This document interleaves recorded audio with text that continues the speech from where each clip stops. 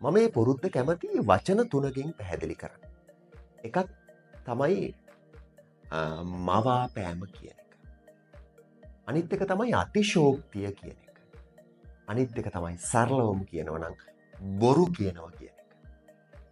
ඔයා කතා කරනකොට ඔයා ඕනම තැනක ඕනම පුද්ගලයෙක් එක්ක කතා කරනකොට බොරු කියන එක නතර කරන්න. ඇයි දන්නවද? බොරු කියනකොට ඔයා හිතුවට වාට අහගෙන ඉන්න කෙනාට එක තේරෙන්නේ නැහැ කියලා. නෑ. ඔයාගේ ඇස් වලින්, ඔයාගේ මූණෙන්, ඔයාගේ අංගපසංග වලින් මේ හැම දෙයකින්ම ඔයා බොරුවක් කියනවා කියන එක තේරීමේ සම්භාවිතාවය වැඩි. ඒ නිසා බොරු කියන එක ජීවිතෙන් සම්පූර්ණයෙන්ම අයින් කරන්න. සමහරව බොරු වලට සමානව අතිශෝක්තියෙන් දේවල් කියනවා.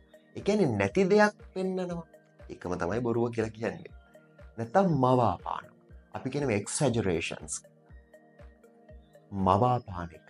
නැති දේවල් උලුප්පල පෙන්නන එක නතර කරන්න. මොකද මිනිස්සු ඒවට කැමති නෑ.